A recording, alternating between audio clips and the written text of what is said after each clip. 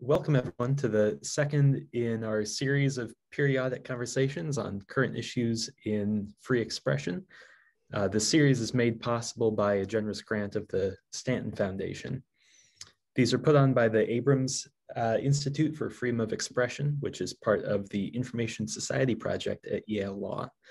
I'm Michael Lindhorst. I'm a fellow at the Media Freedom and Information Access Clinic. And the conversation today will be hosted by Floyd Abrams. Now, Floyd needs no introduction, but I've been asked to give him an introduction anyway. He's a senior counsel at Cahill Gordon. He's a visiting lecturer at Yale Law School and a lecturer in law at Columbia Law School. He's the author of 3 books about the First Amendment, the most recent being The Soul of the First Amendment. And Floyd has argued numerous cases involving the First Amendment in the Supreme Court, including the Pentagon Papers case and Citizens United. Now, there will be a period at the end for questions and answers. If you have questions during the discussion, please put them in the Q&A function at the bottom of your screen, and I will read them out to the panel at the appropriate time. So with that, Floyd, please take it away. Thank you, Michael, and welcome all of you here today. First, a minor amendment. I was co-counsel in the Pentagon Papers case. I did not argue it. It was argued by the great Yale Law School professor, Alexander Bickel. I once got a big credit in the Times for something, then they had to run a correction saying that, who needs a correction saying he didn't do something? So welcome all of you. This is our second conversation, as Michael observed, with more to come. And any of you that have any suggestions of topics that you think would be of particular interest in the First Amendment area to discuss today with our next session or thereafter, please drop us a note. We are discussing today incitement and the First Amendment. Obviously, it could hardly be a more topical question. The impeachment of President Trump was on a single charge, and that charge was incitement of insurrection. And it was described by the House managers as inciting violence against the government of the United States. And that, as I say, that was the entirety of what was before the Senate in the recent hearing. Just by way of introduction, I thought I'd mention 2 aspects of our topic. First, the notion of incitement or something like it goes back a long way, and indeed predates our Constitution. When John Stuart Mill described in his great 1859 Pan to Liberty, called On Liberty, a great essay that I've come to read more recently as in a course that Professor Blasey and I are teaching at Columbia Law School. Mill said that he was going to focus on the essentiality of giving, quote, full freedom to human nature to expand itself in innumerable and conflicting directions. And his essay did just that. But in the course of the essay, he had one line which bears directly on our discussion today. He said, even opinions, quote, lose their immunity when the circumstances in which they are expressed are such to constitute their expression a positive instigation to some mischievous act. That notion of some speech being so dangerous, perhaps raising such imminent risk as being not protected by the First Amendment, is one which has been with us for years and which we will discuss. I will only mention to those of you who are not lawyers or who are lawyers but haven't gone back to the case books reading incitement cases, that one case you might hear mentioned a number of times today is Brandenburg versus Ohio, which was a 1969 case of the US Supreme Court, in which a Ku Klux Klan leader gave a speech denouncing Blacks and Jews and saying Blacks should be sent to Africa and Jews sent to Israel, and that we should take, quote, revengeance, unquote, on them. And that word revengeance, a non-word, by the way, was very much center stage in that case, and in which the court said, and this is the most quoted line from the case, that incitement occurred and it occurs in situations where the audience, where the speaker directs the audience to inciting or producing imminent lawless action and is likely to lead to such harm. So generally there's thought to be three aspects of it: a direction or the like to engage in lawless conduct, that the conduct has to be imminent, and that it has to be likely to occur. Whether that is all that is involved in incitement is one of the things we will talk about today, but I did just want you to know that that is the leading case. We're really delighted to have two experts, super experts with us today to talk about this topic. Akhil Amar is simply recognized as one of the great scholars of our age in general, and with respect to the US Constitution in particular. He is the Sterling Professor of Law at Yale and Political Science at Yale, where he teaches constitutional law, both in the college and at the law school. He's written hundreds of articles and really superb books about the Bill of Rights, about the Constitution, and we are grateful to him for being with us today. Larissa Barnett-Lidsky is the Dean of the University of Missouri Law School, the co-author of a leading media law casebook, a First Amendment casebook, a book on press freedom in the US. And she's focused a good deal in recent years on online speech and the dangers that sometimes are attendant to online speech. In a recent article of hers in the California Law Review, it is titled, "Considering the Context of Online Threats." And we're proud and delighted that she is joining us. So let's plunge right in. There's no avoiding the impeachment, even though that is not the only thing I'd like to talk about today. So let me just ask a very broad question first to you, Akhil. Looking back on the impeachment proceedings and thinking about the incitement charge as such, what do you make of it all? Such an honor to be with you, Floyd, and with Dean Lidsky. I think that it was somewhat unfortunate to style the impeachment just around the words incitement and insurrection.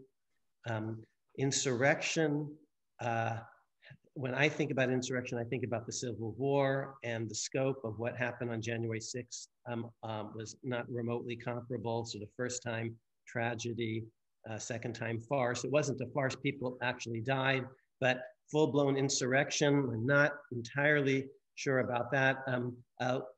Since Floyd mentions Yale Law School, and he's a very proud alum of the school, one of his teachers, I don't know if you ever had Leon, one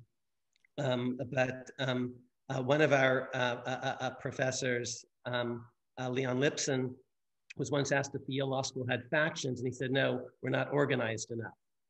I'm not sure that the scale was sufficient really for insurrection or their organization. We'll find out more about just how organized they were,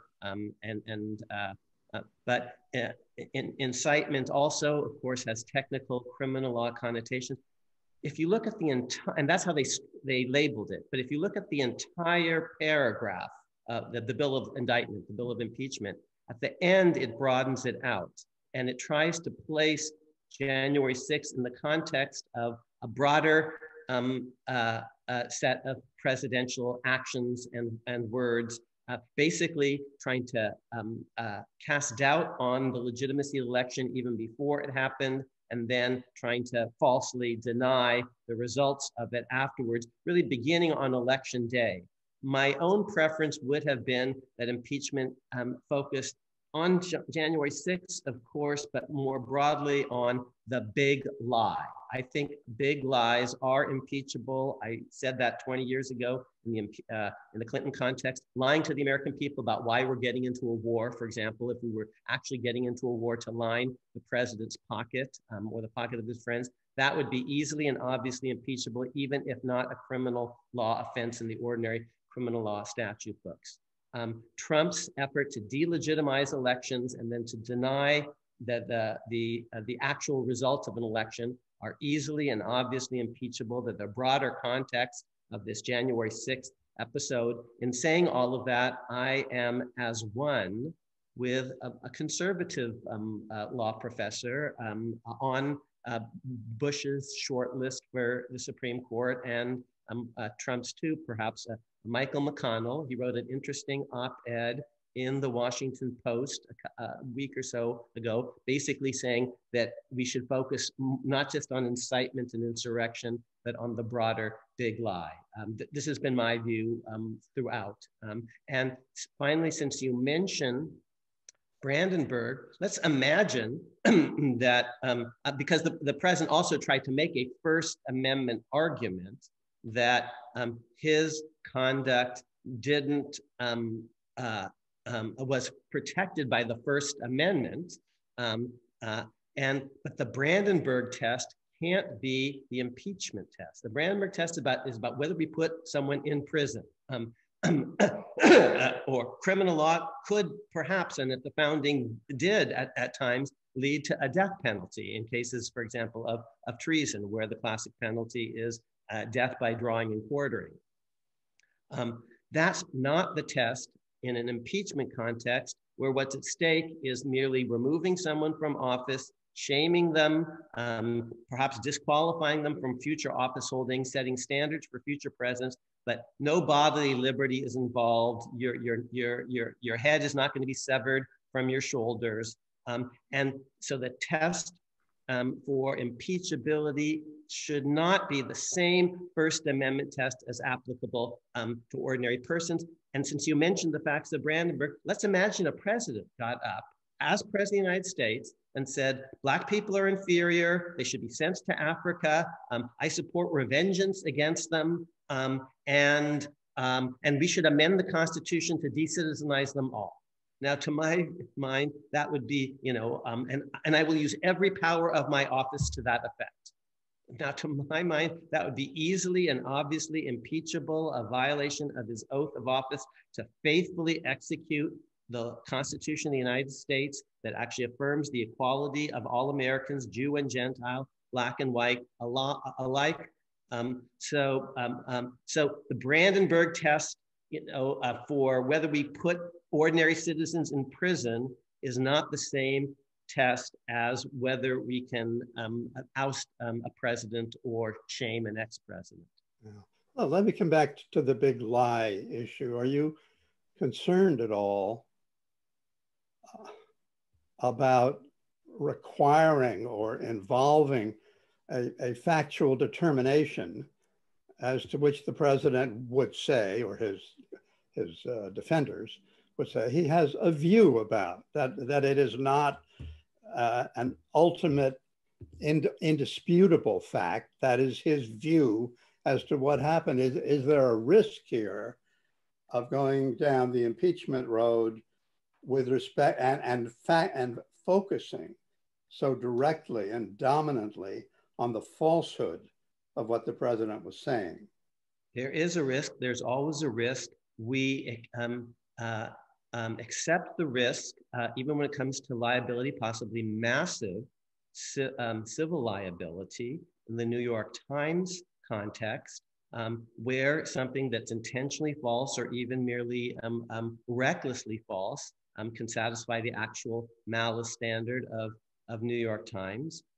We accept this risk in the context of each house's power to punish and indeed even expel its members for gross misconduct. There's classic freedom of speech and debate, same concept, freedom of speech within a legislature. In fact, the concept historically of freedom of speech comes from Parliament, from the French parler, to speak, parliamentary freedom of speech and debate, and yet parliaments themselves, each house itself has always had the ability to punish and indeed expel members for intentionally false and recklessly false smearings and other things, the Joe McCarthy context. And even in our ordinary criminal law, if people actually knowingly do untruthful things in the context of all sorts of laws, fraud laws, consumer protection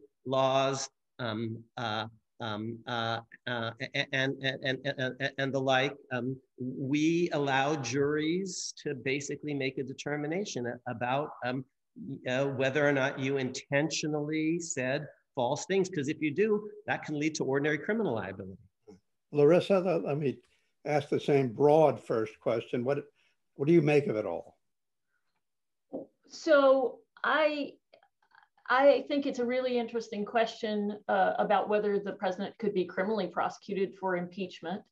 So you have to delve deeply into the three elements from Brandenburg and look first at the president's intent or his purpose in making the inciting statements he did. And in order to get at his intent, you have to use circumstantial evidence of what was in his mind when he made the statements. And so I think one of the interesting questions there is, how far do you go in looking at what his intent was? Because you've got his immediate speech right before the protesters swarmed the Capitol. You've got 2 months of promoting the big lie, which had been debunked by 65 lawsuits already. You have all of the surrounding tweets, both before and after the swarming of the Capitol. And so the question is, how much of that do you consider? Also, the promise of massive amounts of evidence of fraud, all of that, I think, is relevant to the president's intent of what he was trying to do with his speech. A big question, the main thing you look at, though, in looking at intent is the words used. And when you get down to the level of the words used, you've got a problem, because the president, as is his convention in these speeches, he always does this in all of his speeches. He'll go more extreme and then he'll pull back. He'll go more extreme and then he'll pull back. And that was his pattern in this speech. And so you can claim it's dog whistle incitement, but you have a real problem in proving incitement when you look at those words used. By the way, another problem you have is the timeline, because the first barricades were breached within 5 minutes of him ending his speech. So some of the people involved in the violence didn't even stay to hear the end of his speech with the language that's been repeated over and over as the most inciting: you've got to fight if you still want your country. So most of the people didn't even hear that unless they were, watching it electronically right before they stormed the barricades. How much would you weigh? How much should the fact finder or the body deciding impeachment issue that the president, as you suggested, but in so many words, use the word peacefully? Is that, how close does that come to being a bar to a finding of impeachment liability? That's a wonderful question. So there's old precedent going back to learned hand in the masses suggesting that the words used are absolutely crucial to the determination. And if you negate your intent with softer words, that could be, a showing that there's not incitement. That seems to be confirmed by a recent incitement case against President Trump. It's a case called Nwanguma v. Trump. It's from the Sixth Circuit in 2018. It involved protesters who were roughed up after he said, "Get them out of here." And they sued for incitement. And the court said there, no, look at the words he used. He said, "Get them out of here," repeatedly, but he also said, "Don't hurt them." And that to them was definitive on the issue that he could not be held responsible for incitement. And I'm interested, do you agree with that opinion? I have some problems with opinions which are not just counterintuitive, but as to which one's first reaction is everybody knows what he meant. Yeah, I mean, I think the real answer should be, you should be able to look through the surface of the words to the actual intent and the actual meaning. I mean, that's how we interpret our environment. You should look at the inflection, the tone of voice. That's part of the context in understanding what those words mean. So no, I actually think that opinion goes too far. But back to you, Akhil.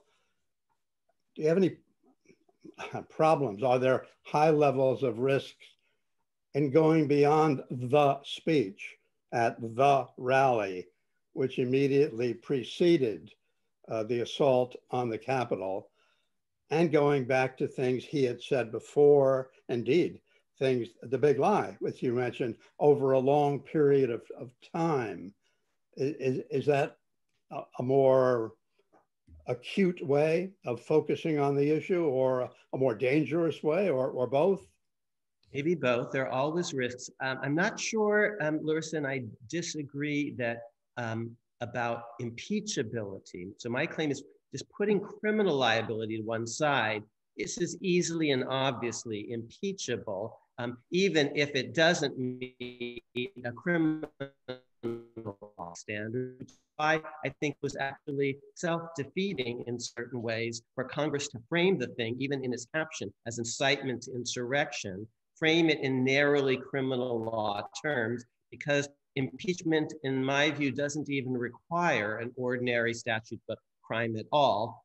Hence my initial example of just getting America into a war for personal profit, which is obviously lying to the Senate in presenting a treaty and not giving them that. Intentionally giving them false information about the background negotiations to the treaty and the side understandings. That example of treaty misrepresentation in the Senate isn't just mine. It actually comes from, I believe, James Madison in the 1780s, explaining what impeachable misdemeanor is, which is not a technical criminal term. It's like misbehavior, misconduct, malfeasance, malpractice, we might say, if we were doctors. I think, Larissa, and I do agree that this is easy and obvious, but criminal liability, there I'm a little bit more traditional. I want there to be a very high bar.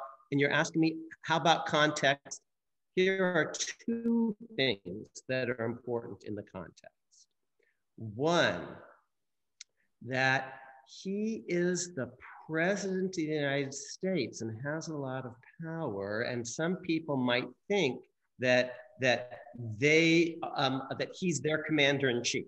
Now, in fact, if you read Article 2 carefully, President is not actually. Joe Biden is not my commander-in-chief technically, or yours or Ulysses, unless there's something about you I don't know, because he's the commander-in-chief of the armed forces of the United States and of the militia when summoned into active service. But he's not quite the commander-in-chief of every American citizen. But many American citizens don't know that. They think he's my commander-in-chief, and if he's telling me something, that's like an order that I need to follow as a good and faithful American. So that's part of the context.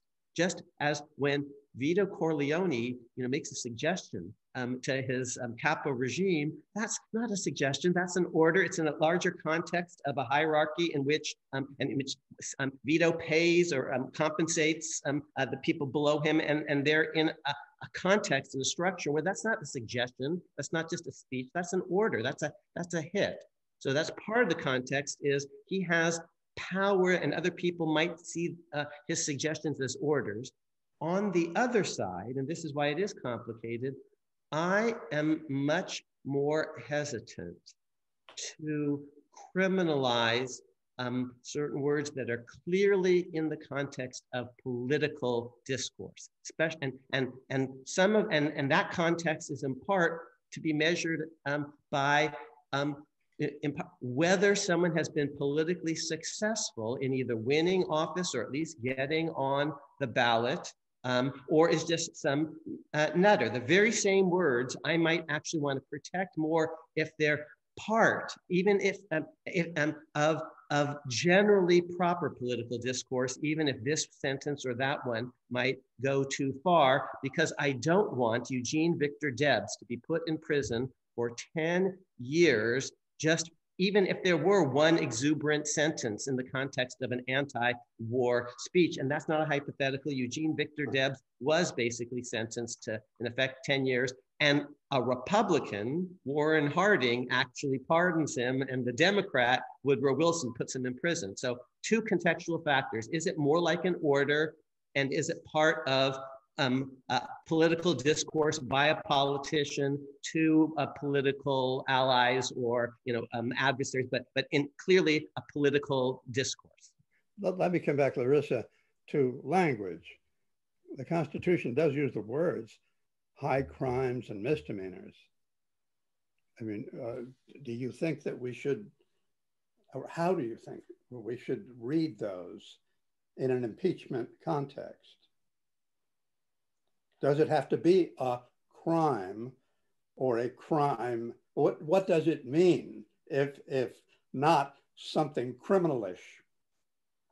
My colleague Frank Bowman here at the University of Missouri has written several books on impeachment, and I think his research suggests that it absolutely does not have to be a crime. That I completely agree with Akhil's point that if the words said in Brandenburg itself were said by a president of the United States, that itself would be an impeachable offense. So I agree that the issue of criminality is not definitive on the issue of whether Trump should have been impeached or not.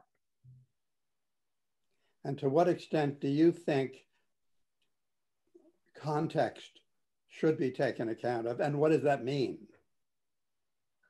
Well, I think in all First Amendment cases, context absolutely has to be taken into account. And I think the strongest argument for why this would be incitement is what Akhil said about the president speaking with a big voice. Even if people don't believe he's commander-in-chief, his voice doesn't resonate the same as an ordinary citizen's voice. It might be because he speaks with the presidential voice, it's more likely people are going to jump to do his bidding. And that appears to be what happens here. I think one of the pieces of context you have to take into account is, what did Trump know about who that audience consisted of? What did the audience look like as he's speaking to them? And the reason I think that's very important is that the paradigm case of incitement is this. It's a fiery speaker getting a crowd riled up in front of the courthouse with torches. And then the fiery speaker tells the mob, and mob here is important, go burn down the courthouse. And what our law says is, when there's no time for those people in the audience to really process that cognitively, when they're overcome by emotion by this firebrand speaker, such that they're almost not responsible, they don't have their own agency, that's when we say there's liability for incitement. Otherwise, we think the audience is responsible for their own behavior. If I choose to break down the barricades at the Capitol, or if I choose to break in the Capitol, normally that's on me and all of the liability is on me. It's only when the situation is so fraught with that possibility of a mob mentality taking over and almost depriving the audience of free will that we will hold the speaker responsible. And that's why I'd like to know more about what did Trump know. It turns out that about 10% of people in that audience were part of an organized group, such as the Proud Boys or the Oath Keepers. The members of the Oath Keepers are the only ones that seem to have been charged with conspiracy as of this point. And I take it that those indictments from the Department of Justice reflect that there was planning ahead of time that they can prove on the part of the Oath Keepers. But the other thing that I think that's fascinating about this audience is the average age was just over 40. And so, you know, you might think, oh, these naive youngsters can be seduced to go burn down the Capitol, you know, because a powerful authoritarian figure tells them to do so. But this crowd wasn't mostly naive youngsters. So what does that suggest about Trump and his liability or his potential liability? Do you think it is at all a defense for the individuals who are being charged for them to say, I believed he wanted us to do it? He was telling us, we understood him to be saying to us. Is that any help to them as a legal matter, and should it be? I do not think it is. In fact, I think it is telling that a lot of them said they did it because the president told them to do it. That's a very interesting fact in this case, but I don't think that matters one iota. The burden is on them not to do things just because they were told to do. It's kind of like your mother tells you, if your friends jumped off the Brooklyn Bridge, would you do it too? So yeah, that's not a defense. Akhil, if a president burns a flag in the White House, is that a potentially appropriate basis for impeachment, even though, of course, we know it is outside the White House, at least constitutionally protected speech? Oh, context would be really important here, because in the Boy Scouts, I learned actually how to burn a flag. You're supposed to burn it respectfully. In fact, if a flag is soiled, you're not supposed to throw it out. You're supposed to burn it. And you often, I'm putting my hand over my heart here, you actually recite the Pledge of Allegiance or something as you burn the flag. Oh, so now context turns out to be really important here too. Is respectful burning or not? Suppose he did it as it were in protest. Suppose he denounced. And suppose he's protesting some gross injustice. Suppose he actually says, like William Lloyd Garrison, our Constitution is a compact with death and an agreement with hell. It is pro-slavery, and this is wrong, and I burn the Constitution and I burn the flag because, my fellow Americans, we must amend it, and amend it now because it's not quite worthy of our respect, and it should be. So context matters an awful lot here, and to my mind, has the president, by burning a flag, in some sense violated his oath of office to preserve, protect, and defend the Constitution of the United States? Maybe, but maybe a lot would depend on context. I'm pretty fierce about the right to actually burn a flag, and obviously not just to escape criminal liability, but as a matter of participation in core political discourse that is itself utterly nonviolent. What's so different about the flag than burning the Constitution? What's so different about saying, God darn America, as opposed to God bless America? Core political discourse is part of the freedom of speech. Now, again, if he's saying Black people are not entitled to equal treatment, that's a basic violation of a proposition in the Constitution that he's pledged to preserve, protect, and defend. The Constitution actually says Black people are equal. We're all created equal. We're all equal citizens under the 14th Amendment. And if he can't say that and enforce that, he's violative of his oath. But if he's actually burning a flag to say our Constitution, currently our system, is unworthy and we should improve it, I would think I could make an argument that that's deeply consistent with his fidelity, and a lot would turn on his intent. But he's not doing anything violent, and he's also, this is really important in the incitement, the people who stormed the Capitol were violating the free speech rights of others. It's not just that they were themselves doing something lawless, which is part of Brandenburg, incitement of lawless activity. They were doing something violent and not like just civil disobedience, which is technically lawless. And they were doing something lawless that actually were depriving other Americans, indeed elected Americans, of their First Amendment rights to, for example, certify the election. And that's not true when you burn a flag. You're not actually in that violating other people's free expression rights. Suppose, Larissa, a president in the White House says, I have not the slightest intention of preserving, protecting, and defending the Constitution. It is a flawed document. It always was. And you do not look to me for that. Would that be an appropriate impeachable act? I mean, I think impeachment is highly political, and it's about fitness for the duties that you've undertaken as president of the United States. And so, you know, it's partly what you can be impeached for is what you can convince the American public renders you unfit to be president of the United States.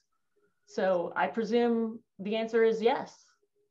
I agree. And let me actually tell you about this. This actually happens to me. So I was on a debate online. Larissa knows infinitely more about online stuff than I do. So when we get to that, I'm just going to always say over to you. But I was in an online debate with several people, including then Judge Richard Posner, the Seventh Circuit. And I was doing my usual constitutional fidelity thing because I'm really into the Constitution. I was about to reach into my pocket here. Oh, here we go, and pull out my pocket Constitution. And so, you know, I was talking about fidelity to the Constitution, and Posner, who was in a very cranky mood, you know, basically says, like, you know, who the heck cares about the Constitution? You know, it's baloney, okay? And he had been saying this to me back and forth in emails, but only some of the emails were getting uploaded to the Slate breakfast table, I think it was called. And I actually, you know, was egging him on, saying, well, why don't you post this? This is very interesting, Dick. Why don't you? So I finally got him to post it, okay? And then I had him, okay? I'm not an oral advocate the way you are, but I had him right where I wanted him. I said, well, this is very interesting, Dick, but did you say this at your confirmation hearings? You know, because actually you took an oath to the Constitution. I don't, you know, would the senators have actually confirmed you if this is what you said? And I got him. I actually, local media in Chicago started running clips about this on their, it was a slow Saturday or something. And he ended up actually folding like a cheap deck chair and actually having to apologize for all that, saying, oh, that's not what I meant. And I can tell you all, it's exactly what he meant. I have all the emails. It's what he's meant forever. He basically thinks the Constitution is baloney, which is his First Amendment right. But, oh, should someone be a federal judge if they actually think that the Constitution is baloney? Larissa, suppose some of this had an online component to it. Suppose the speech at issue had been online. Well, in a way it did. Does the Wild West element of online speech, and should it make any difference in this context? Well, so I just want to point out that there definitely were online components to this. There were a series of tweets leading up to January 6th. That's partly why people thought that they were invited to be at this event. But those tweets were ginning up the case against, for example, Mike Pence. That Mike Pence, is he going to do the right thing? And we've got to convince him to do the right thing. And then even once the Capitol had been breached, there were a couple tweets. There was one, the mob breached the Capitol on the west side at 2:15 in the afternoon. And at 2:24, just 10 minutes after that, less than 10 minutes after that, Trump tweeted, Mike Pence didn't have the courage to do what should have been done to protect our country and our Constitution, giving states a chance to certify a corrected set of facts, not the fraudulent or inaccurate ones which they were asked to previously certify. USA demands the truth, exclamation point. And so the tweets are part and parcel of this entire event that I don't think you can take it, that you can consider it without all of the tweets. And I really love the entrance to our conversation of the Vice President. In your view, Larissa, would it have been, and I have to use the word, I mean, what is impeachable is not ultimately our choice, but we can pass judgment on people who engage in that process. What about using, suppose they had waited a while or the timing was different, et cetera, so that one of the charges was that he abandoned Pence, not politically, but put him at personal risk. Because is that, I mean, could that be an appropriate basis for impeachment? Actually, I think that's some of the strongest bases, quite frankly, because it's clear that in the midst of everything, when he has knowledge that there's a dangerous, inflammatory, incendiary situation, he pours gasoline on the fire. So I definitely think that that is highly relevant to the impeachability analysis. And I even think it's relevant to the incitement analysis, because then, of course, you know exactly what's happening, and you have this avenue in to reach people when they're at their most, prone to engage in violence. Part of the context. I mean, by the way, let me clarify. I don't think it's criminal incitement. I think it's a closed case, but I personally, looking at all of it, I don't think it's criminal incitement. Which part of what we're talking about? I don't think Trump would be criminally liable for incitement. Right. And I think that I think they haven't prosecuted him, although one of the prosecutors said something great. He said, you go at the alligators closest to the boat, which I thought was a colorful way of saying, we'll think about Trump later. But I really think that they understand that a criminal incitement prosecution is very, very difficult under these circumstances, not least of which. But you don't think it has to be a criminal act for it to be an appropriate basis for impeachment, right? You both agree on that. And on impeachment, again, which is also contextual, both criminal liability and impeachment liability should be contextual. The context sometimes involves things that are said and done afterward. And I think some of Trump's biggest misconduct is when he sees everything that's happening and does precisely nothing. And if you or I did nothing, I actually sat on my TV and did nothing, and maybe Floyd, you did, maybe Larissa, you did, but we don't have, we're not commanders in chief of the armed forces and the like. So it's different when we do nothing, first, because we didn't actually have any moral culpability, put legal aside for having precipitated this, but second, we don't have the capacity to stop it. And he does in an instant, or at least he could try. And he seemed to enjoy it, according to some reports, the gladiatorial spectacle. And at the impeachment trial, I actually wrote an op-ed with my friend Andy Lipka saying, oh, actually, the expert witnesses that I want to hear from are former presidents. What would they have done if they had been in the Oval watching this unfold? What would they have done in real time because presidents actually who have been in that situation, can talk about what I did immediately when I heard about 9/11, when I heard about Katrina, or when I heard about the Texas freeze or something. So I even would take the position that a president could be impeached, forget criminal liability, for doing precisely nothing when he should have done something, when he should have actually protected the vice president in the Capitol and the representatives. And that's part of the context too. In criminal law, sometimes we allow you to renounce. Now, typically renunciation has to be before certain bad actions have happened, but even if you renounce a little bit late, surely a prosecutor takes that in mind in thinking about how morally culpable your actions are. A jury probably thinks about that in terms of how big a book to throw at you if you actually have second thoughts and try to undo the mischief that you've helped precipitate. Well, here's another. I'm struck, Akhil, by, I'll come right to your comment on what can we do? Because what I did, I couldn't stand it. I walked out of my house. I took a walk and listened instead of watching because it was unbearable, really. I'm sorry, Larissa.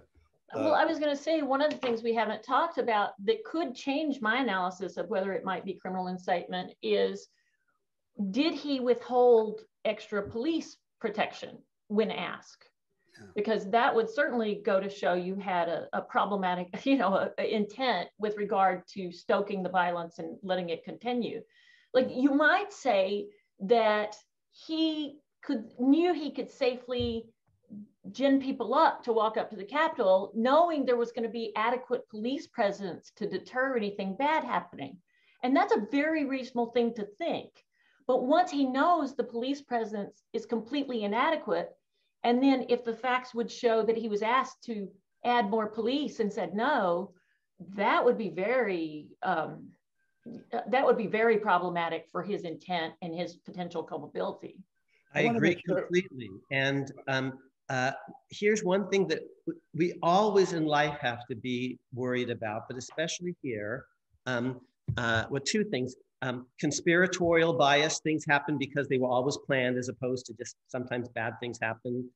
And ex post bias, hindsight bias. Stuff happened, and it was fated to happen. Truthfully, okay, when I'm watching the thing, when I actually see the Capitol swarmed, I'm sick to my stomach, just because I love the Constitution, and it just makes me, I'm this patriot, and it makes me just feel just such embarrassment for my country. But beforehand, when the mob was surging, I was with a friend, and I was actually saying, gee, I hope the police don't overreact, shoot a lot of people, and because then the story is going to be another Boston massacre, and these protesters will look like the heroes, the martyrs, because I had no clue whatsoever. It was not even imaginable to me that they were going to actually be able to breach the building itself. The only thing that I was worried about is, are the cops going to overreact and shoot too fast? Because I don't want that either.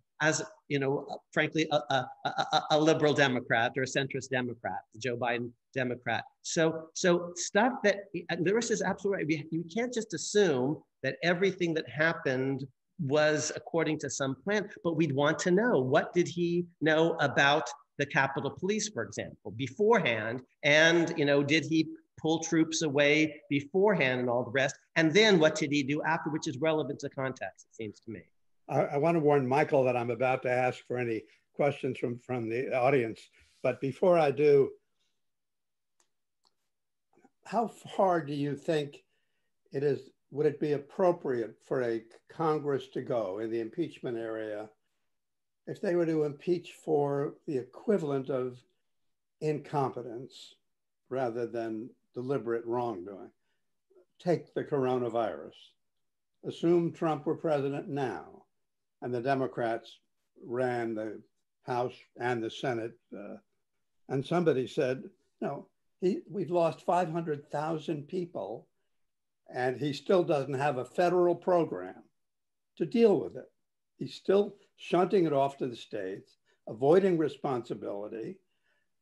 What about impeaching? We can't stand him to be president anymore. Is that sort of thinking even consistent with the notion of impeachment? Larissa? The normal response is wait for the election. Right? We don't. Impeachment is an extraordinary remedy for extraordinary derelictions from duties as a president. And so the fact that you're just not very good at the job is not impeachment worthy. And if it were, once you go down that slippery slope, we're in a lot of danger as a country. So no, I don't think that normal incompetence is impeachable. I agree. It requires. I agree. It requires bad intent, a certain kind of mens rea. And maybe recklessness would suffice, but never mere negligence. Remember, also the 25th Amendment allows the vice president with a suitable group. And I think there was actually, Larissa, a really interesting symposia several years ago at Missouri. I think maybe on this, but maybe not. I may be misremembering. But The vice president and the cabinet could determine that a president was utterly incompetent in certain contexts, and that doesn't require mens rea. So we have one procedure for someone who's really a bad human being with an evil intent. That's the impeachment process. It doesn't need to be criminal, but it really needs to be someone who has an evil intent of some sort. And then for mere incompetence, we have the 25th Amendment that provides for his displacement. Michael, let me say, do we have any audience questions? Yes, we do. I'm back with the jacket now, Floyd. First audience question. We've actually had a similar question from multiple people saying, we've talked about incitement in the impeachment and criminal context, but what about in the civil liability context? Brandenburg applies to civil liability, right? And what can we say about that? So Nwanguna versus Trump, that case I mentioned earlier from the Sixth Circuit, was a civil case where the people who were roughed up sued Trump, claiming civil liability for incitement. And the court simply applied the same standards it would apply in a criminal case to limit imposing liability in the civil case. But that's a really interesting question. Going forward, might there be some civil cases stemming out of these events? And might they broaden to include, we've been talking about Trump a lot, but of course there were a lot of debate about other people claimed to be inciting, and could they broaden to some of those other actors? And by analogy to New York Times versus Sullivan, First Amendment considerations are, of course, irrelevant in a mere civil lawsuit. That was, of course, in the context of a kind of a libel case, and this would be in the context of an incitement case. But still, you don't want to create, especially the possibility of massive civil liability. That could have a chilling effect if, especially, the words at issue were maybe somewhat careless, but part of a general political discourse. Part of what New York Times is worried about is the occasional misstatement that's still, nevertheless, part of a robust exchange of political views that's at the heart of a well-functioning democracy. You know, I've never been clear in my mind if I thought Trump could lose a libel case brought under New York Times versus Sullivan standards, because put it this way, I think a lot of people think he believes everything he says. And therefore, that there would be no real libel remedy. Suppose a jury believed what I just said, that there wouldn't be any real remedy at all in that area, no matter how egregious the falsehood. Now, you're such an expert on this, Floyd. Does reckless indifference ever suffice to the truth, to meet the actual malice standard? Only in the sense of it being relevant to state of mind, that some level of recklessness goes so far that he doesn't mean it, that he's lying rather than speaking falsely. I was thinking, but back at the time when President Trump falsely accused President Obama of wiretapping him, basically. I was just sort of playfully thinking, well, would Obama have a claim against Trump? And one of the first things I thought of, I'm not sure that in almost any of these circumstances, a jury following the instructions would find that Trump didn't mean it. I mean, one can go on about what that says about him, but the application of First Amendment protective libel law might really cut deeply in that type situation. And long before that, just the blatantly false claim that Barack Obama was not born in the United States, was not a natural born citizen. This is a real problem for First Amendment law, because First Amendment law presumes that we're rational. It presumes that as citizens, in our role as citizens, we're rational. And I've actually written about this problem in the context of defamation law. There was a case involving Courtney Love. And Courtney Love actually won it was a Twitter libel case. They called it the first Twibel case. But she won the case because the jury she believed her own falsehoods. Right. So it really is a serious problem to deal with people who are convinced that they're right when every piece of rational evidence would show that they're not right. Yeah. Michael, any others? Yes, we've had a number of questions. Next one, specifically directed for Akil. Please differentiate the lies that are protected, like in the Alvarez case, versus the big lie you were talking about earlier. So which was, in the Alvarez case, is that the stolen valor case? Mm-hmm. Yes. Okay. That's where the court, held that there are circumstances where lies are First Amendment protected. Yes. Well, again, if memory serves, that was a case about about possible criminal liability for someone who actually says something that's intentionally untrue. And impeachment isn't about putting someone in prison. It's not about a criminal punishment as such. And so the standard is very different for that reason alone.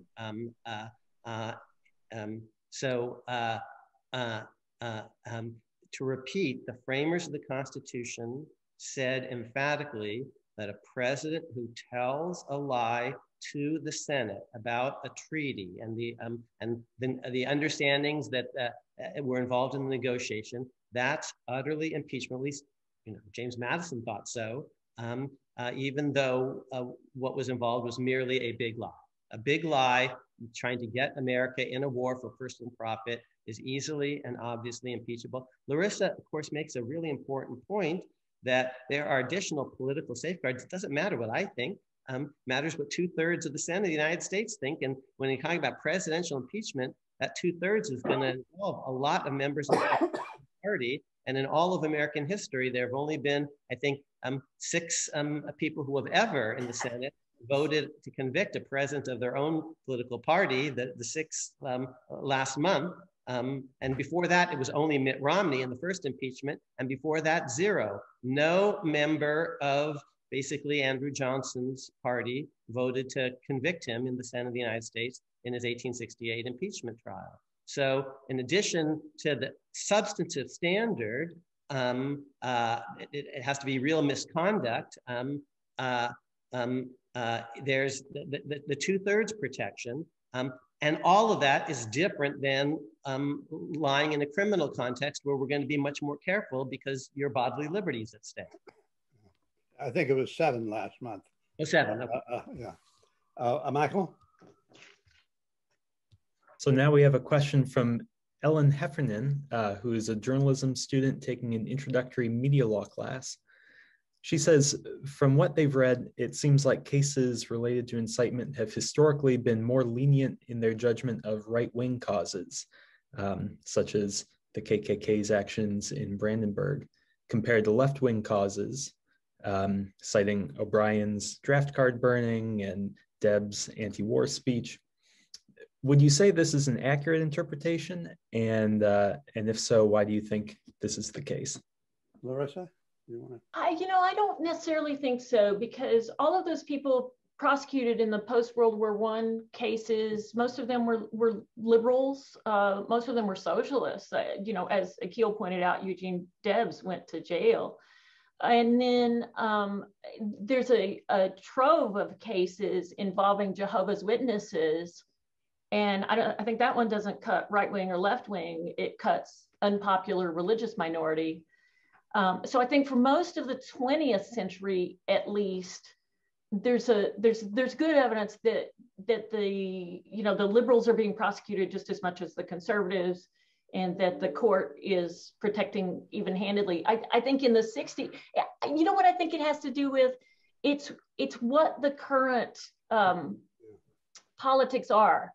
So in the 60s, you've got the court protecting civil rights protesters. In the 40s, you've got the Jehovah's Witnesses. It's just that's the popular kind of case that's going to come up at that time. I broadly agree with Larissa. I think that in the in the modern era, in Texas versus Johnson, and United States versus it starts with an E. I can't remember the flag burning case involving the United States. You got left-wing people burning flags, and they're Constitution protected. In Cohen's versus California, the so-called screw the draft case, although I'm using screw euphemistically. That was a left-wing person who didn't like the war in Vietnam. Now, what about O'Brien? Here's the key to O'Brien. Why do I get to burn a flag but not burn a draft card? United States versus Eichmann is? I can't remember. The reason is, here's what the mistake was in the draft burning case. They burned an actual draft card, which is, and you're not supposed to be able to mutilate this or forge it. It's like counterfeiting. Here's what they absolutely could have done, completely lawfully: create a replica of the draft card and burn it. That would have been just like burning a flag. But the official draft card itself, actually, you're not permitted to modify that, just like you're not permitted to counterfeit paper currency or something like that. That's a very fine technical point, but I think actually it's the key to understanding the O'Brien case. I don't know. I've always thought of the O'Brien case as a case of its time. That if there were a statute that had gone beyond draft card, the actual draft card, that court would have affirmed the conviction there too. Maybe, but because you're right. Even in Spence versus Washington and other cases, I think Hugo Black even says stuff like, well, you could prohibit burning flags, but that's not where we are today. So doctrinalist that I am, I'm trying to actually make sense of the cases. Texas versus Johnson rightly decided, O'Brien rightly decided. Here's the distinction. Michael.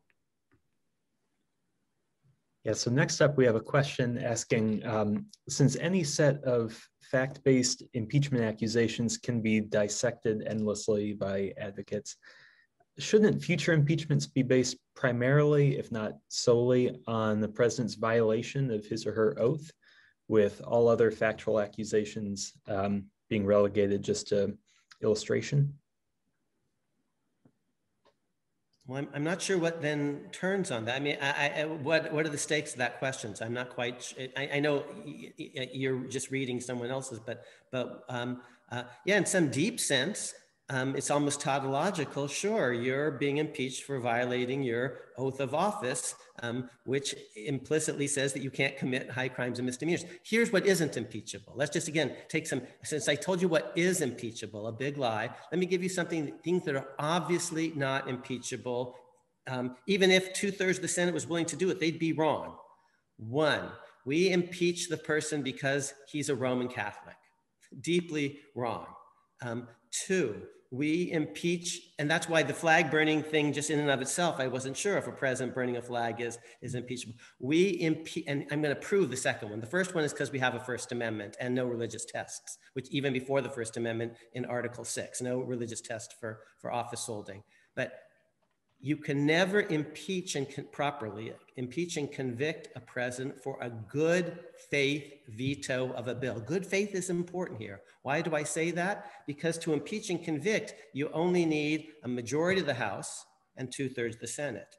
In order to just override the veto, you need 2/3 of the House and 2/3 of the Senate. It would be preposterous to think we could basically override a veto by getting rid of the vetoer with simple majority and 2/3. So there has to be something more than a good faith veto in order to warrant impeachment. And I'll do that.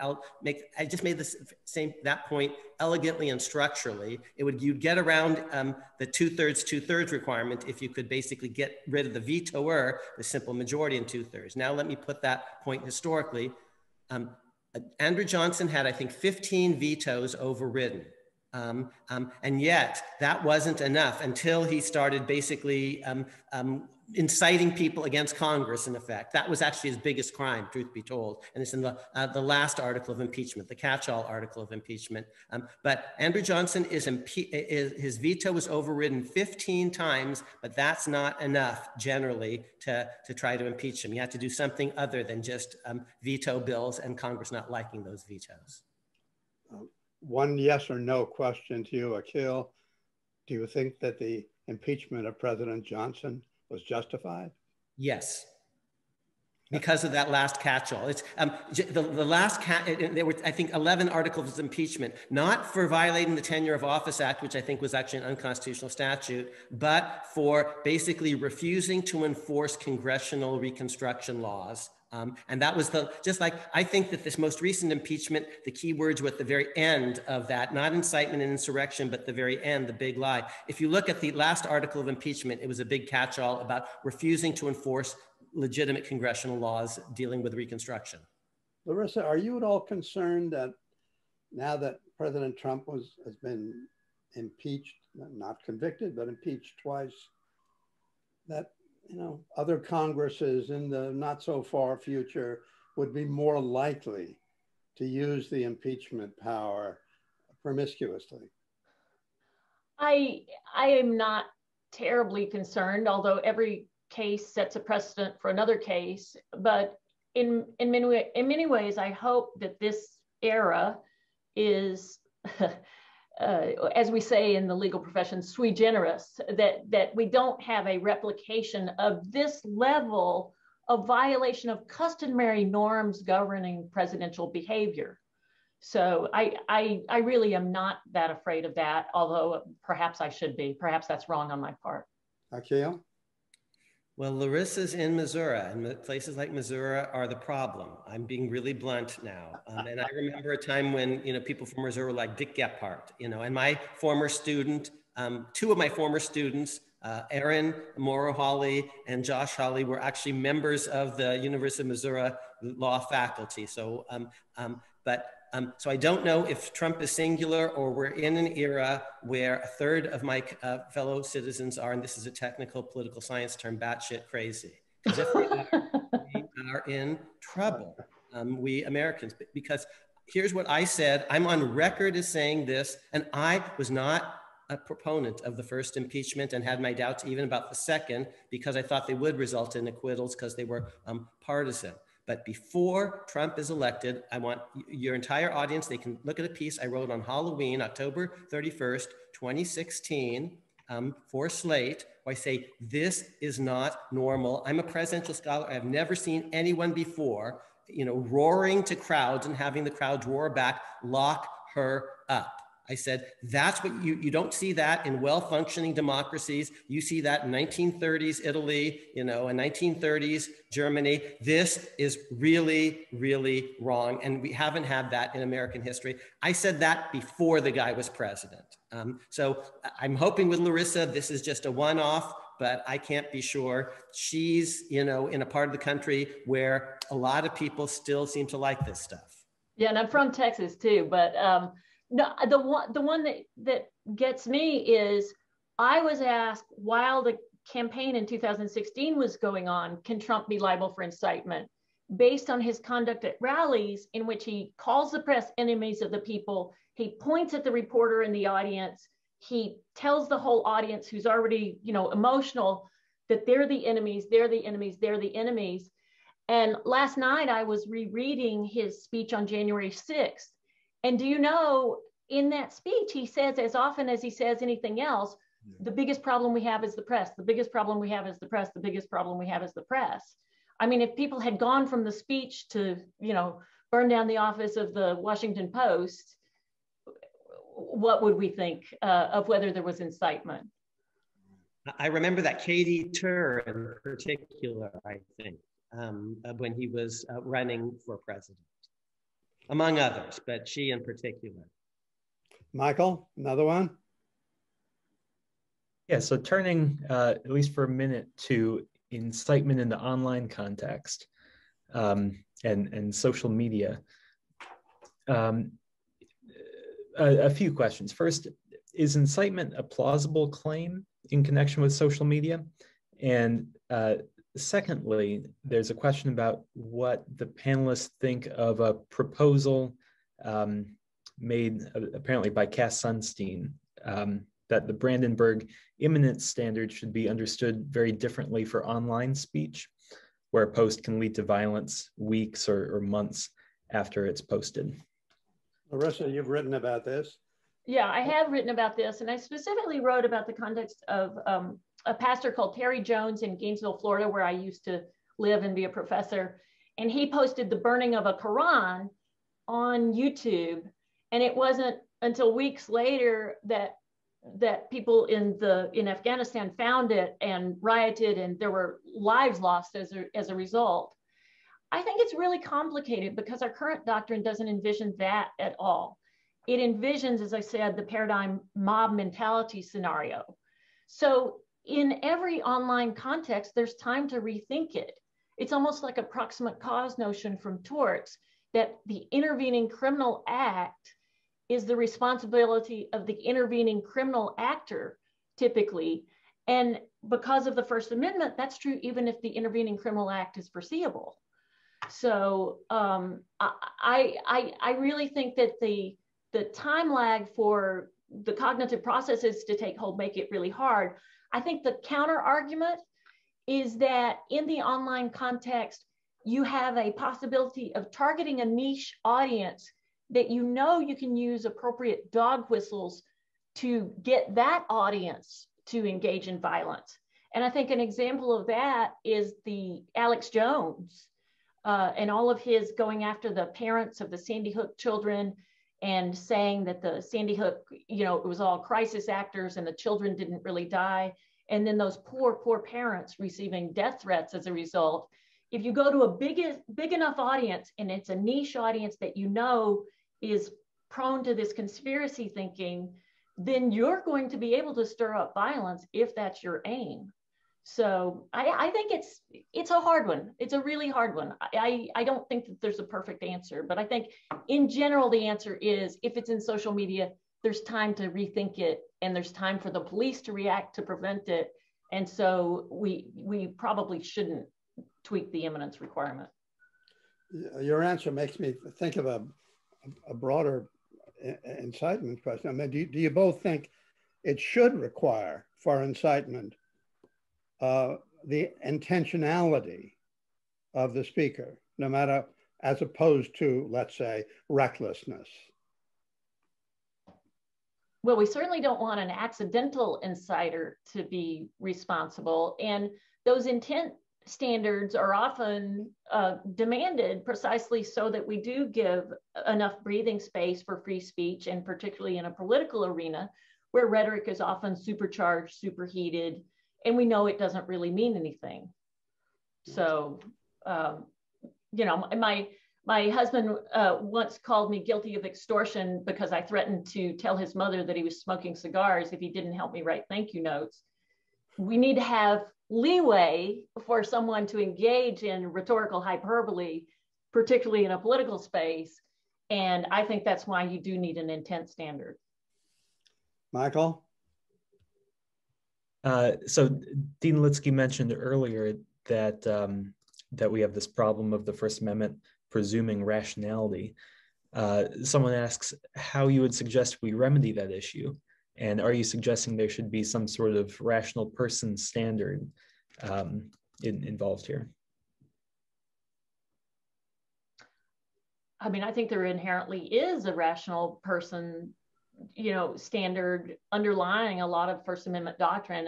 I've actually written about this, about the rational audience presumption in First Amendment theory.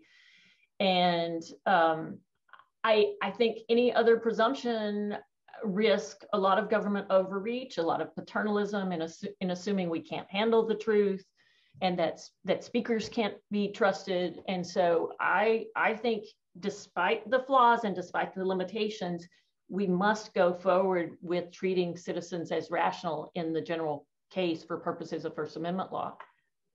By the way, it's noteworthy that we don't always indulge that presumption when we're talking about consumer protection law.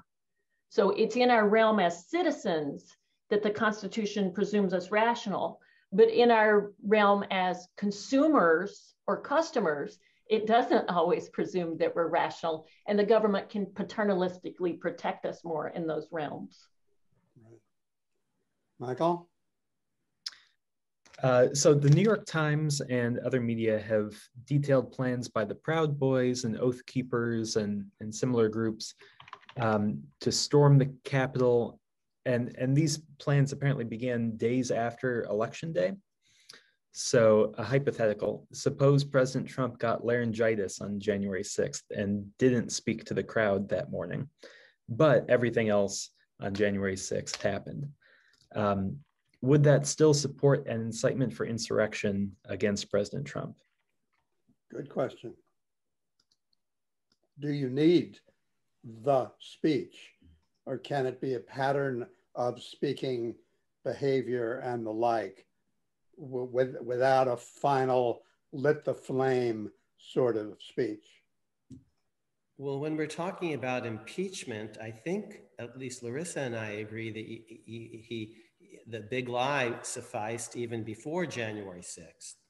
And when we're talking about criminal incitement, I heard Larissa say that she's not sure that, you know, even with January 6th, Trump crossed the line. But I don't want to speak for her. But if we're talking about mere impeachment, where someone, again's bodily liberty is not involved, you had me at hello.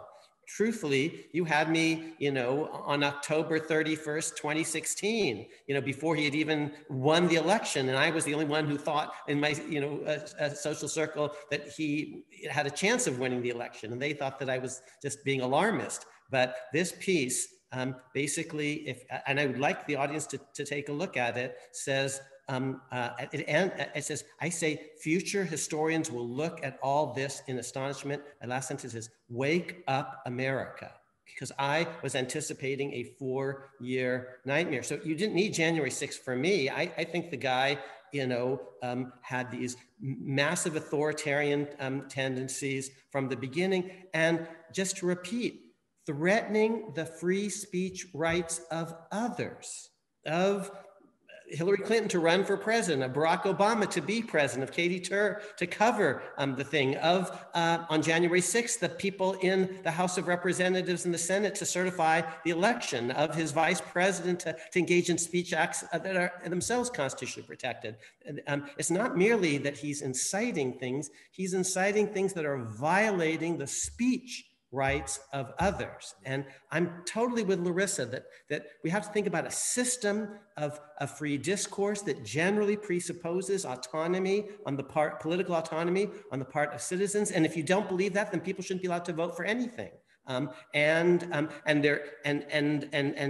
political speech is at the core. And in general, if there's enough time between someone's political speech and the possibility of other political speech, we think the remedy for bad speech is more political speech. So there's a whole set of assumptions here that are central to our entire constitutional system that are implicated. Michael? All right, next up is a question from a first-year law student who has the basics of tort law on the mind. So what about the idea that Trump created a dangerous situation on January 6th and therefore had a duty to rescue? Do you think he could be held civilly liable for failing to act?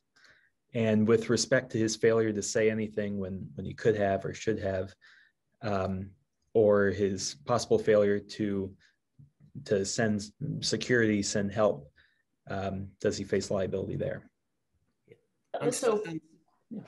Go ahead. Larissa? No, on civil liability, I'm not sure. Morally, I do believe he's most culpable, just if you ask me as a human being, for what he didn't do when he saw all the carnage, because as Larissa said, in his speeches, he goes back and forth, and truthfully, his vocabulary is somewhat limited and language is metaphoric. So what the heck does he mean when he say, will be wild, you know, fight, fight, fight? Well, fight can mean, you know, show up and speak and assert your rights, or it can mean bash someone. And because he only has a vocabulary of 500 words, it's true. He doesn't know what the truth is. So that's hard on New York Times versus Sullivan about his intent. His audience doesn't give a shit what the truth actually is. So if I announce, this is a play, everything that I'm about to say is just false, does that disclaimer opt me out of New York Times? Because it's just a play. I'm actually in advance telling you nothing that I'm about to say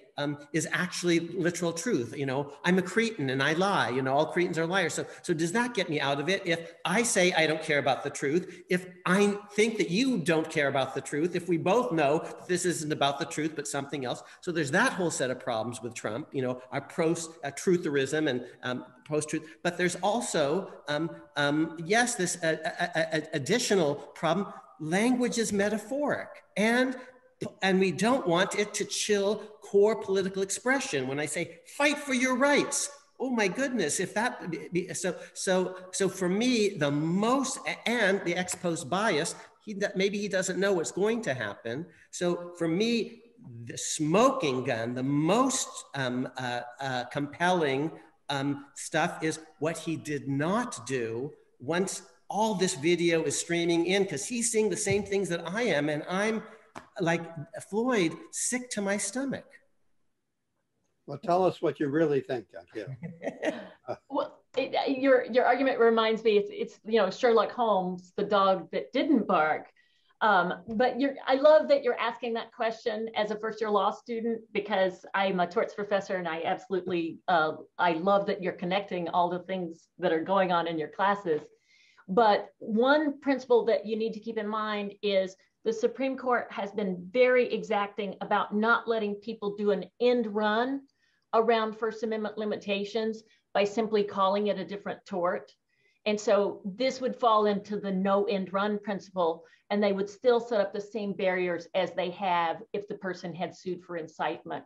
So you're not going to have it any easier because you choose to sue for failing to rescue, negligent failure to rescue. Just one or two more we have time for. Michael? Sure thing. So do either of the speakers think there would be a different standard for removal from office versus disqualification from running for subsequent office?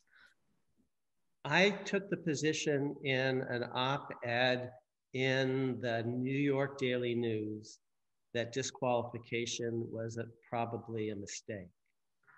I wanted, the reason is it has the effect of disfranchising his supporters. And you've heard me, I don't like Trump, I never did, but I don't like disfranchising my fellow citizens who are entitled to have a different view. From a purely prudential point of view, I think it can generate a lot of backlash and martyrdom. From an additional point of view, I can't prevent them from voting for Lara Trump or Donald Trump Jr. or Eric Trump or, you know, all sorts of other Trumpistas. So if in the end, our fellow citizens, a third of them are, again, this is a technical political science term, batshit crazy, disqualification does not solve that problem. And it's a very deep problem, and maybe Larissa's right, the internet has made it worse in various ways. But I personally did not favor disqualification. What I did favor is conviction in order to set a standard, in order to find facts. He really did do certain things, lay a marker for history and a precedent for future, so that future presidents know what is beyond the pale. And so I personally I think disqualification has certain totalitarian tendencies that I find unattractive. I agree. It shows a fundamental distrust in your fellow citizens to say, I'm going to make it where you can never vote for this person again, even if you want to. And it's not consistent with our democratic principles. And it's not consistent with the presumption that as citizens, you know, we're rational. And even the core presumption, Vince Blasey has written about this, the idea of civic courage. We have courage in our free speech jurisprudence that we will let speakers speak even who would fundamentally overturn the nature of our democracy. That's how much courage we have in letting people speak. And so disqualifying the president from future office seems to suggest to me that you don't have civic courage in that way. A lot of what Larissa has been saying, and I think this may be the first thing that she and I have done together, but and I'm with her, and I think Floyd might be too, since he mentioned it, classic Brandeis. She's invoking Brandeis, invoking actually Pericles' funeral oration, and it's about actually courage and respect for our fellow citizens, and the idea that the best remedy for a dangerous speech is other speech, and the test then should be, can other speech actually intervene? These are all Brandeis's moves at the beginning of the 20th. Holmes, not so much. Holmes says every idea is an incitement. I'm not a Holmes person. I'm guessing Larissa may not be either. She also I am. Okay. Between political discourse and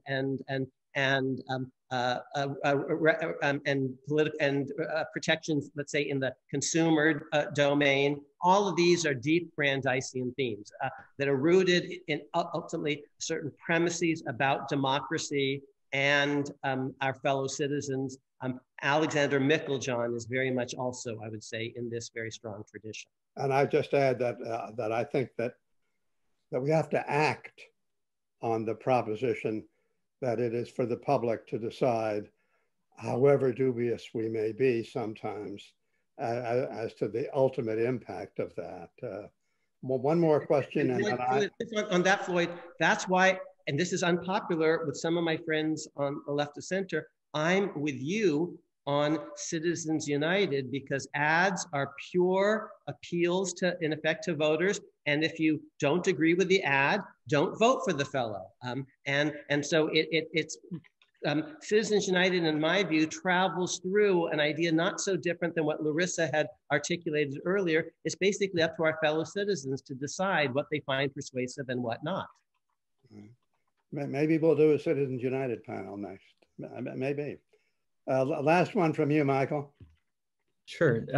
So last question, do any of you think a charge of sedition would have been more relevant than a charge of incitement against the president? Larissa, you haven't written about that. I have not.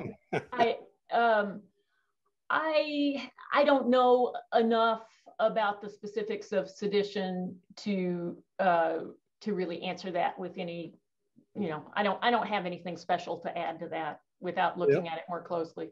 Sure. Akil? Lincoln was once asked his audience, he said, if you call a tail a leg, how many legs does a dog have? And the answer is 4, because calling it doesn't make it so. I'm just not sure the label makes it so. Sedition, incitement. Remember, I didn't think you should have called it incitement. You just should have said big lie. It doesn't have to, for impeachment purposes, have any technical criminal law counterpart. You heard Larissa earlier say in an end run principle, well, even if you don't call it this, if you call it something else, the Supreme Court is going to want to try to create some of the same safeguards. But this was a duty to rescue versus incitement or something like that. So I'm not quite sure what why the label would matter for impeachment purposes. For criminal law purposes, of course, it's really important what the elements of the offense are, because each one has to be proved beyond reasonable doubt. I'll just tell you one thing about this, how far our country has come. John Adams signed his name to and ruthlessly enforced a sedition law that made his vice president criminal. Thomas Jefferson secretly was supporting all sorts of anti-John Adams speeches that were themselves criminal violations of the Sedition Act of 1798. So Trump isn't protecting his Vice President Pence, and Adams was criminalizing the secret furtive behavior of his Vice President, Thomas Jefferson, who ran against him, of course, when Jefferson was secretly authoring the Kentucky resolutions, was actually financing the journalist James Callender, who went to prison for 9 months for basically just writing an anti-John Adams political tract that was illegal under the Sedition Act of 1798. And on the 14th anniversary of the death of John Adams and Thomas Jefferson, both of whom died on the same day, July 4th, 1826, the 50th anniversary of the Declaration of Independence.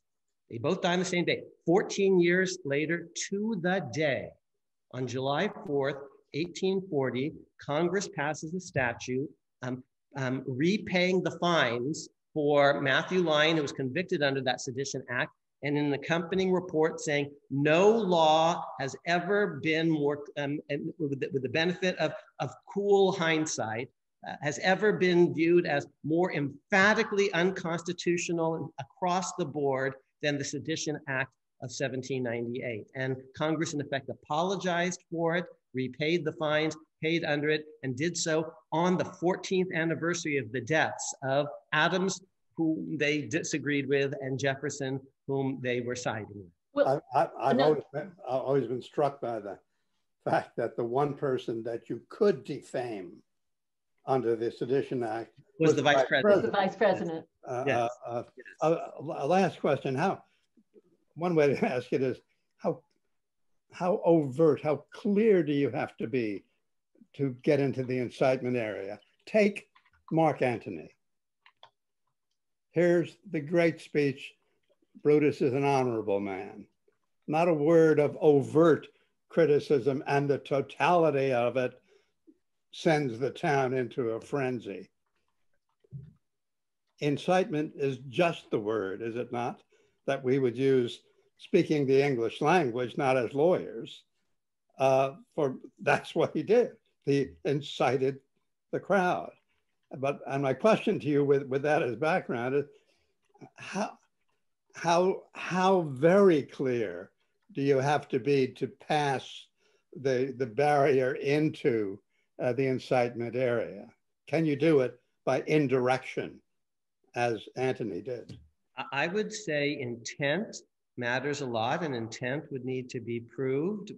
Larissa said it can be proved by circumstantial and other evidence, and we've been talking even about evidence after the fact. But we're talking about communicative speech acts. We need to understand what the speaker thought the audience would understand, what the audience actually did understand. This back and forth. Will no one rid me of this meddlesome a priest? So we're talking actually, but this is just the nature of language. Do we have a code? If I utter a certain word, bingo, well, if you and I have a pre-existing understanding, when I say bingo, you pull the trigger and kill someone. So all of that is just, that's how language works. But one way we protect that, I think, is through the intent standard. And we also have to worry about hindsight bias and foreseeability and all the rest. But Larissa knows way more about this than I do. Larissa? Final? Yeah, it's clear that you can get at implicit directions to engage in incitement. They're just harder. Those are just harder cases because proving the intent is just going to be much harder in those circumstances, because there's always going to be a good argument. Oh, well, no, I really didn't mean that. I think the Henry II example, will no one rid me of this meddlesome priest, is a really great analog, though, because there you've got someone speaking with the big voice. And what does it, and an example from history of what does it mean when the king says it, as opposed to just an ordinary commoner. So I think that one's wonderful. In that case, the king ultimately ended up having to really apologize because everybody felt him to be guilty of basically asking for the priest to be killed. The closest thing we ever had maybe to an impeachment of the monarch, actually. I mean, the English kings did lose their heads. Charles the first get pushed off the throne, James II. But this was, he kept everything, but it was, he did have to shame himself, abase himself, walk around, I think, in sackcloth and ashes or something for his misbehavior. I mean, even kings can be convicted in the court of public opinion. So, yeah. Larissa, thank you so much for being here and for your great contribution. Akil, thank you so much. It was just a joy to have a chance to talk and to have a conversation with you. Thanks. Michael, do you want to wind it up for us? Well, I was just going to say thanks to all three of you. This has been a really fantastic conversation. I've learned a lot, been really interested. And thanks to everyone in attendance for coming and listening. Also, thanks again to the Stanton Foundation for making this series possible. So thank you all, and we look forward to the next series.